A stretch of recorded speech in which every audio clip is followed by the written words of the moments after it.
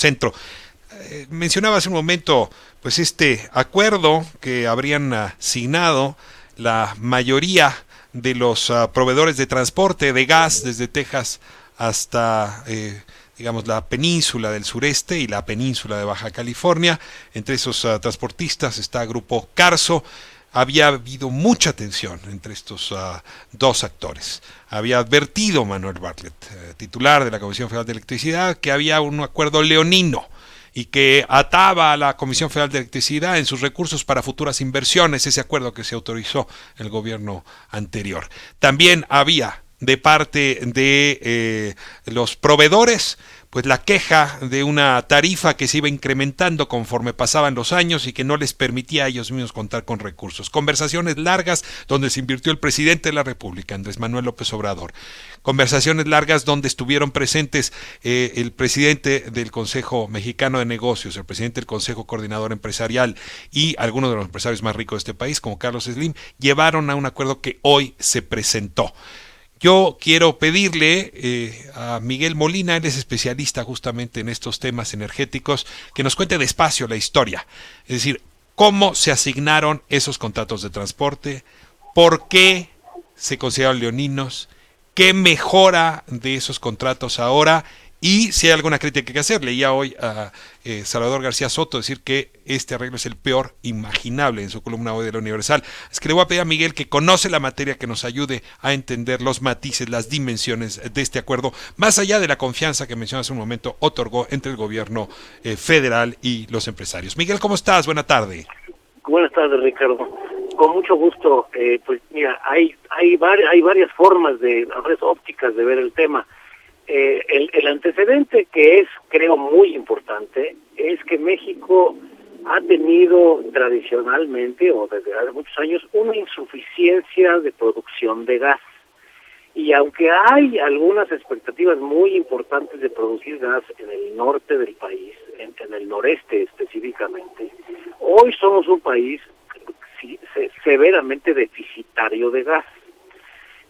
La revolución del fracking que ocurrió en Estados Unidos, y que es una casualidad para Estados Unidos y para nosotros, ha sido una casualidad muy afortunada, porque producen gas los americanos de una manera tan brutal que tienen unos sobrantes gigantescos de gas. Inclusive ha habido casos recientes en donde ni siquiera tiene costo el gas que se produce, por ejemplo, en el norte, en el noreste de Texas, en donde inclusive te pagan por llevarte el gas por el exceso de gas que está produciendo Estados Unidos. Eso para nosotros ha sido pues realmente un muy afortunado evento, porque somos deficitarios, el precio del gas en Estados Unidos es muy barato, y eso ha provocado una producción, una construcción de gasoductos hacia México y la exportación de gas a precios realmente bajísimos, de los más bajos, si no los más bajos del mundo. Entonces, digamos, es un entorno muy favorable para México en términos de transformarse en una economía que pueda utilizar gas, que es además un energético muy eficiente y muy barato ahora para nosotros. Entonces, el precio principal, Miguel, que hoy pagamos del gas, pues vendrá del precio de transporte. De ahí la relevancia de encontrar pues transporte a bajo costo del gas, sobre todo para las partes más alejadas del país, las más distantes de Texas. Correcto.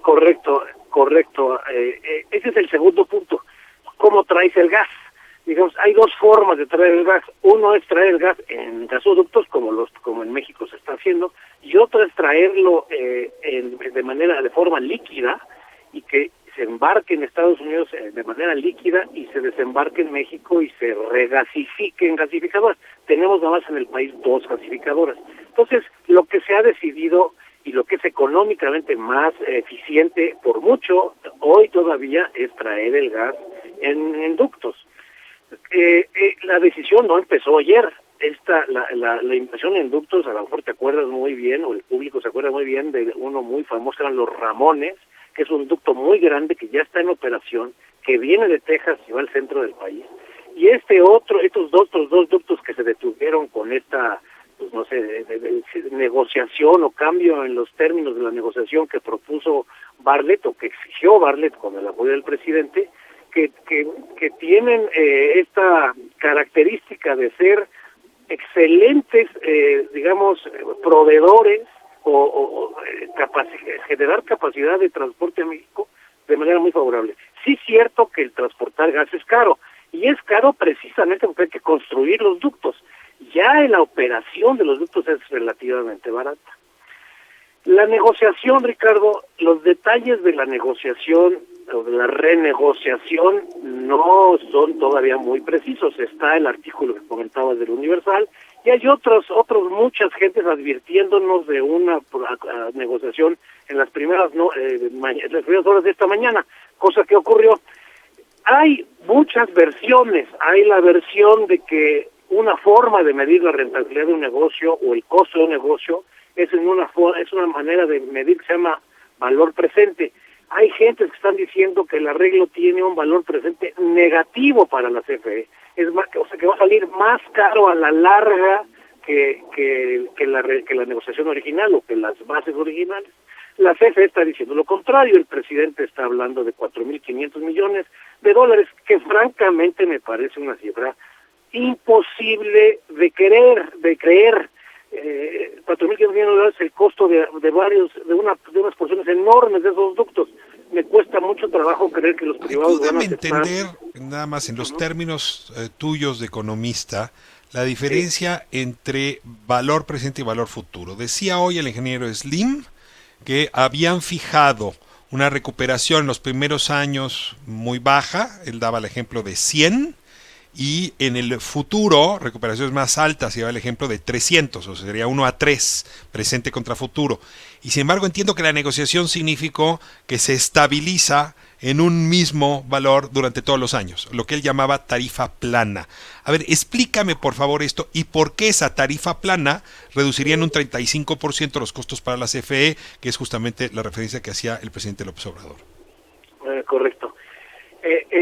La tarifa original, la forma en que estaba estructurada la tarifa original era efectivamente una tarifa creciente. Empezaba siendo baja y iba creciendo en el transcurso de los años.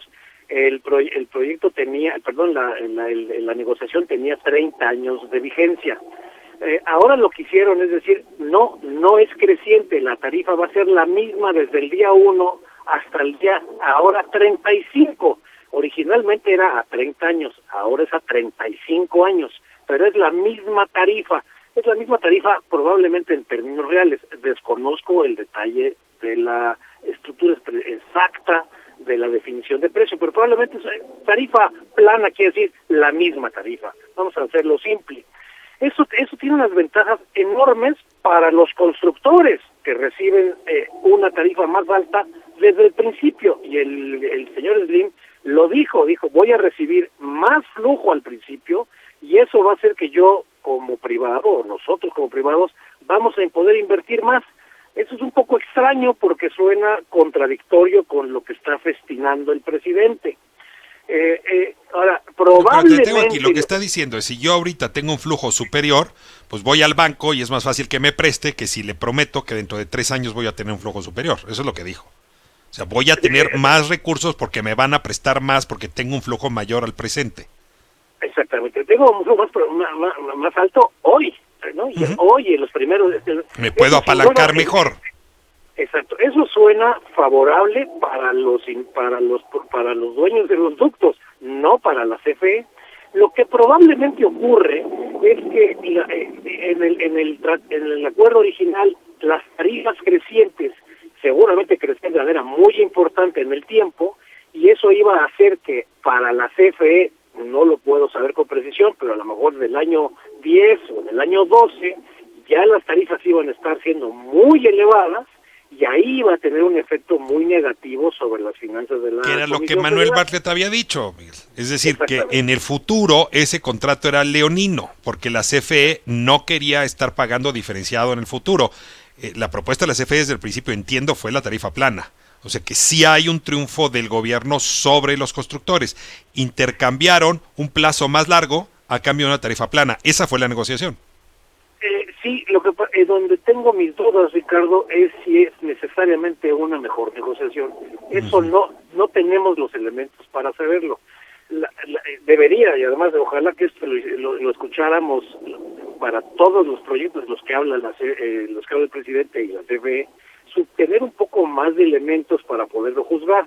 Estos son adjetivos, es gané o perdí. No estoy seguro que con lo que nos dicen ganamos o perdimos, no lo sé. Ahora estás haciendo cálculos en pesos, centavos o dólares, pero a ver, si te subo de nivel en el ámbito del análisis y te pregunto, desde el punto de vista de la confianza, lo que estábamos hablando hace un momento con Hugo Concha, desde el punto de vista de la confianza, ¿a ti te da buen sabor de boca este ánimo, este ambiente que observamos hoy, donde el presidente del Consejo Coordinador, el presidente del Consejo de Negocios y el presidente de la República, y también el hombre más rico del país, cierran filas alrededor de un acuerdo que parecía muy complicado?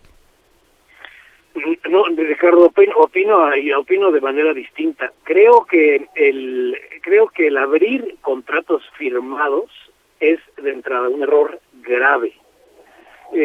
No puedes someter, o así lo entiendo yo, cuando se establece un acuerdo de partes, se formaliza y se vuelve un contrato, hay una forma de hablar en el medio que se llama mi palabra es mi decisión, en inglés my word is my bond, que tiene que ver con cumplir con los términos de un contrato una vez que lo estableces. Abrirlo, para mi gusto, es una manifestación muy negativa de la credibilidad de la institución, de la legalidad en aunque país. Te parezca leonino el acuerdo tomado por el gobierno previo. Por supuesto, que además no tenemos certeza de que sea mejor o peor la negociación. Los adjetivos son muy fáciles de plantear, pero habría que ver realmente el final de esta negociación contra el original. O sea, desde tu punto de vista, esto fue más un gesto político que con certidumbre un buen arreglo entre las partes. Y además, vamos a ponernos en un momento en los zapatos de las empresas. Las empresas lo que les surgía era una renegociación. A ellas sí, también, como a todo mundo, les cuesta una fortuna que no estén ocurriendo los términos de un contrato. Eso era evidente que su actitud iba a ser: tenemos que encontrar una solución y poner cara de que estamos muy contentos. No tengo la más remota idea de que estén muy contentos o no. La indicación que tengo, porque tengo contactos y amigos en algunas de esas empresas, es que no están nada contentos. Simplemente era mucho mejor, llegaron a una solución razonable que quedarse en una situación de incapacidad de negociación. Más vale un mal arreglo que un buen pleito, como diría la conciencia y el conocimiento popular. Yo creo que así lo están considerando, incluyendo así.